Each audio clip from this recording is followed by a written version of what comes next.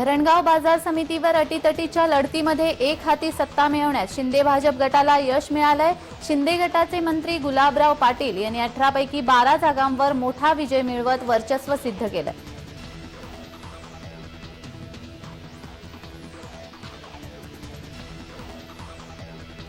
जळगावच्या बोदवड बाजार समितीवर महाविकास आघाडीने वर्चस्व प्रस्थापित केलंय। राष्ट्रवादीचे नेते एकनाथ खडसे यांनी गड राखलाय। शिंदे गटाचे आमदार चंद्रकांत पाटील यांना मोठा धक्का मिळालाय। 18 पैकी 16 जागांवर एकनाथ खडसेंनी बाजी मारली।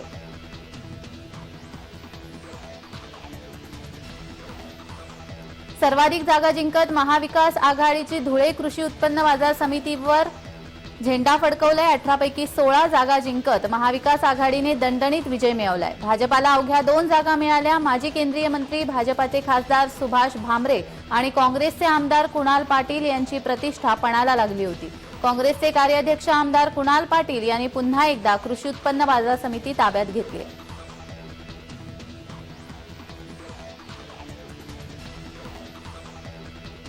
जळगावच्या बोदवड बाजार समितीवर राष्ट्रवादीचे नेते एकनाथ खडसे यांनी त्यांचा गड कायम राखण्यात यश मिळालं आहे। 18 पैकी 17 जागांवर एकनाथ खडसे यांच्या राष्ट्रवादीच्या शेतकरी पॅनलने विजय मिळवत एक हाती सत्ता मिळवली आहे। भाजप शिंदे गटाचे विद्यमान आमदार चंद्रकांत पाटील यांना हा मोठा धक्का मानला जातो।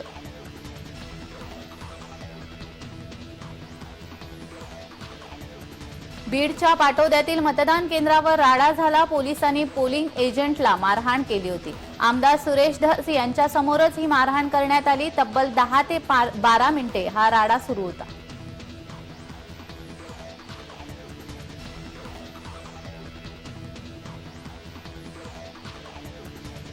संपूर्ण नाशिकचं लक्ष लागून असलेल्या मालेगाव कृषी उत्पन्न बाजार समितीच्या निवडणुकीमध्ये पालकमंत्री दादा भुसे यांना मोठा धक्का बसला असून शिवसेनेचे उपनेते अद्वय आबा हिरे यांच्या कर्मवीर भाऊसाहेब हिरे पॅनलने पालकमंत्री दादा भुसे यांना आपला पॅनलचा धुव्वा उडवला असून 18 पैकी 17 जागांवर विजय मिळवत धक्का दिलाय। माझ्यासाठी हा बाजार समितीचा निकाल नसून विधानसभेचा निकाल असल्याचं मत अद्वय हिरे यांनी व्यक्त केलं।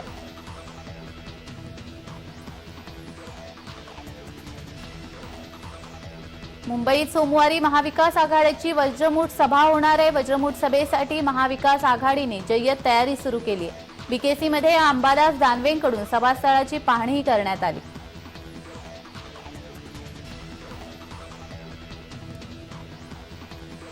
शंभराव्या मन की बात मधून पंतप्रधान मोदींनी जनसंवाद साधला। मन की बात माझ्यासाठी आस्थेचा विषय आहे। मन की बातमुळे लोकांशी जोडलो गेलो असं वक्तव्य मोदींनी केलं। तसेच हा जनसंवाद वेगळं काही शोधण्याचा आहे।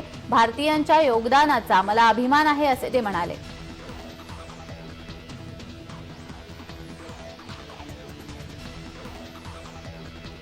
मन की बातची रविवारी 100वी साजरी करण्यात आली। केंद्रीय गृहमंत्री अमित शहांच्या उपस्थितीत मुंबईत कार्यक्रमाचं आयोजन केलं गेलं। विले पार्लेतील मन की बात कार्यक्रम थेट प्रसारित केला गेला।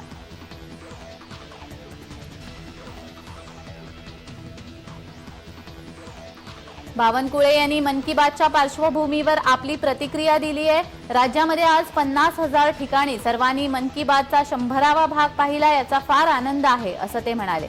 तसंच मोदीजींचा संवाद ऐकून आम्हाला प्रेरणा आणि ऊर्जा मिळाली। मोदीजींनी 9 वर्षात केंद्राच्या माध्यमातून गरिबांसाठी जे काही गरीब कल्याणकारी योजना केल्या आहेत त्या माध्यमातून मोठ्या प्रमाणात जनतेला लाभ मिळालाय असं बावनकुळे म्हणाले।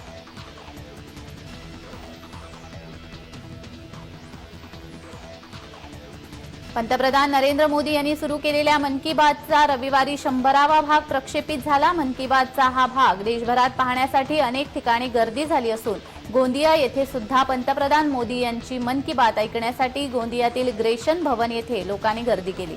यावेळी महिला देखील मोठ्या प्रमाणात उपस्थित होत्या। त्याचप्रमाणे शासकीय कर्मचारी आणि अधिकारी सुद्धा मोठ्या संख्येने मन की बात कार्यक्रम बघण्यासाठी उपस्थित होते।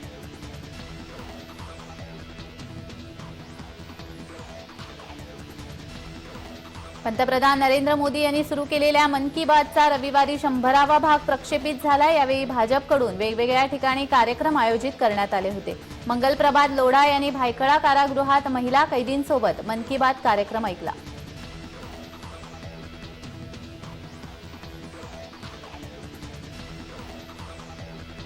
भिवंडीमधल्या वळपाडा परिसरामध्ये 3 मजली इमारत कोसळून आतापर्यंत 4 जणांचा मृत्यू झाला। ढिगाऱ्याखाली अडकलेल्या 22 जणांपैकी 14 जणांना बाहेर काढण्यात आलं। अजूनही बचाव कार्य सुरू आहे। मृतांच्या नातेवाईकांना 5 लाखाची मदत जाहीर करण्यात आली। तसंच मुख्यमंत्री शिंदेंनी रुग्णालयात जाऊन जखमींची विचारपूस केली। इमारत दुर्घटनेप्रकरणी मालक इंद्रपाल पाटीलना पोलिसांनी ताब्यात घेतलं।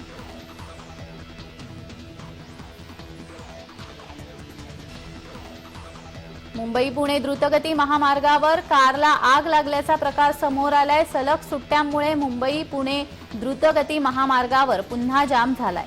मुंबई पुणे मार्गावर तब्बल 10 किलोमीटर लांबीच्या वाहनांच्या रांगा लागल्या आहेत। वाहतूक कोंडी फोडण्यासाठी पोलिसांकडून प्रयत्न करण्यात येत आहेत। खोपोलीजवळ पुणे लेनवर ही दुर्घटना घडली।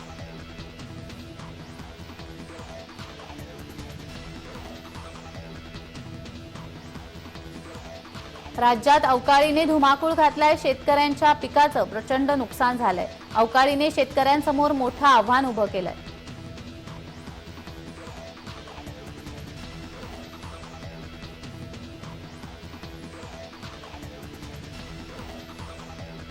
अकोला जिल्ह्यामध्ये गेल्या 4 दिवसापासून अवकाळी पाऊस आणि गारपिटीने संपूर्ण जिल्हा हादरून ठेवला आहे। जिल्ह्यातील शेतकऱ्यांचं संपूर्ण पीक हे जमीनदोस्त होऊन बळीराजा आर्थिक संकटात सापडलाय। जिल्ह्यातील काही तालुक्यात जोरदार हवेमुळे घरे कोसळून अनेकांचे संसार उघड्यावर आले आहेत, तर वीज पडून काही जनावरांचाही मृत्यू झालाय। यातील सर्वाधिक नुकसान हे पातूर, बार्शी टाकळी तसेच अकोट तालुक्यात पाहायला मिळते।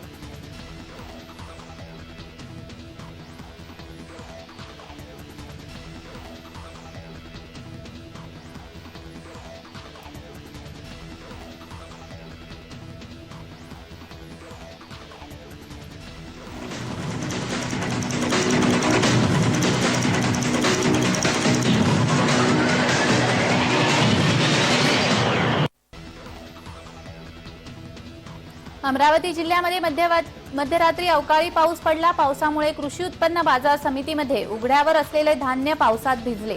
या बाजार समितीमध्ये शेतकऱ्यांना आणि व्यापाऱ्यांना धान्य ठेवण्यासाठी पुरेसे असे शेड नाहीये, त्यामुळे वारंवार पावसामुळे उघड्यावर असलेले धान्य पावसात भिजते।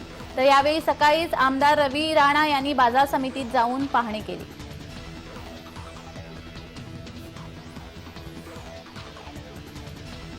छत्रपती संभाजीनगरमध्ये अवकाळीसह वादळी वाऱ्याने हजेरी लावली। गंगापूर तालुक्यातील शिल्लेगावसह परिसरातील गावात अवकाळीने धुमाकूळ घातलाय। बळीराजाच्या हातातोंडाशी आलेला घास निसर्गाने पुन्हा एकदा हिरावलाय। पपई, बिजवाई, कांदे, मका, बाजरी आदीसह पिके जमीनदोस्त झाली। रोहिदास वाघ या एकाच शेतकऱ्याचे तब्बल 8 लाखाचे नुकसान झाले।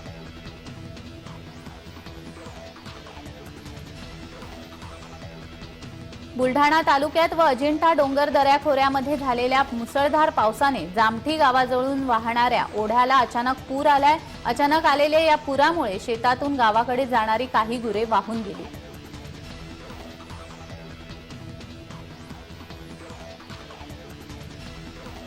हिंगोलीमध्ये आज पुन्हा एकदा अवकाळी पावसाने हजेरी लावली। जिल्ह्यातील हिंगोली, कळमनुरी, सेनगाव, वसमत, औंढा या 5ही तालुक्यामध्ये सकाळी 5 वाजल्यापासूनच जोरदार पाऊस झाला।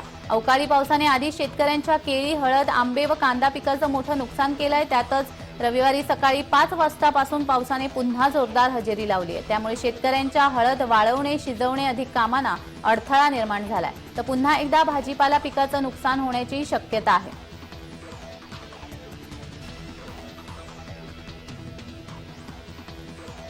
बुलढाणा जिल्ह्यामध्ये सतत वादळी वाऱ्यांसह अवकाळी पाऊस सुरू आहे। यामुळे जनजीवन विस्कळीत झाले असून शेतकऱ्यांच्या शेतातील पिकांचं, फळबागांचं नुकसान होत आहे। तर नदी नाले देखील तुडुंब भरून वाहत आहेत। शेततळ्यातही पाणी साचले। शेतकरी त्यामुळे मेटाकुटीला आलाय। अचानक आलेल्या या पावसाने सगळ्यांचीच तारांबळ उडाली आहे। चिखली, मेहकर, सिंदखेड राजा तालुक्यासह परिसरात दुपारी अवकाळी पाऊस आणि गारपीट झाली। यामुळे पुन्हा एकदा अवकाळीची अवकळा शेतकऱ्यांसह सर्वसामान्यांना सोसावी लागत आहे।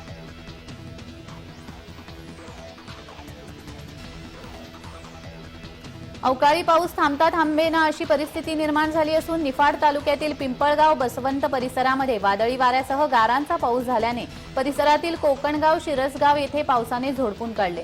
द्राक्ष, गहू, कांद्यासह अन्न पिकांचे मोठ्या प्रमाणात नुकसान झाले। अवकाळी पाऊस मोठ्या प्रमाणात शेतकऱ्यांचं नुकसान करत असल्याने शेतकरी राजा हतबल झालाय।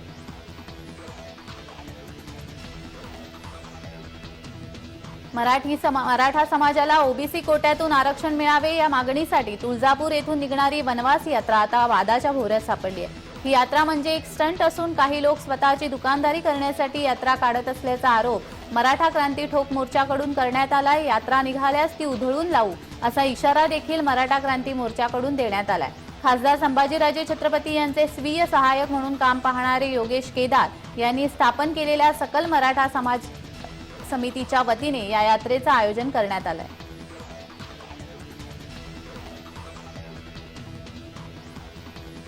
नारायण राणे यांनी उद्धव ठाकरे यांना आव्हान केलंय। उद्धव ठाकरेंनी कोकणात येऊन दाखवावं असं आव्हान नारायण राणे यांनी केलंय। यावरच आम्ही येणारच, अडवून दाखवा असा पलटवार संजय राऊत यांनी केलाय।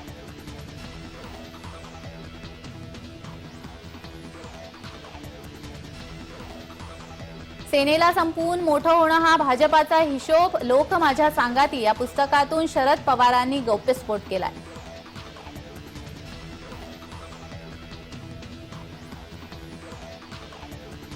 प्रवीण दरेकर यांनी शरद पवार यांच्याविषयी प्रतिक्रिया व्यक्त केली आहे। भाजप व शिवसेनेमधील वाढतं अंतर तुम्हाला हवं होतं। शिवसेना व भाजपमध्ये दुरावा व्हावा ही आंतरिक इच्छा होती। आज शिवसेना उद्धव ठाकरेंना नाचवण्याचे काम राष्ट्रवादी करत आहेत, त्यात तुमचा उद्देश सफल झाला असं प्रवीण दरेकर शरद पवार यांना म्हणाले।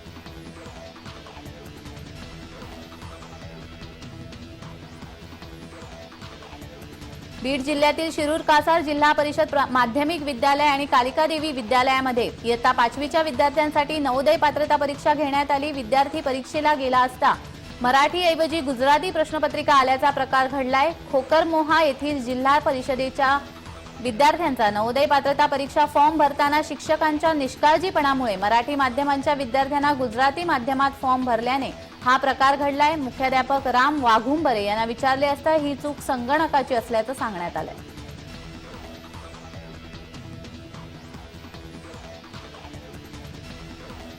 छगन भुजबळ यांनी प्रकाश आंबेडकर यांना टोला लगावलाय। त्यांचा पक्ष वेगळा, आमचा पक्ष वेगळा आहे, त्यामुळे ते टीका करतात आणि टीका केल्यामुळे प्रसिद्धी मिळते असं ते म्हणाले।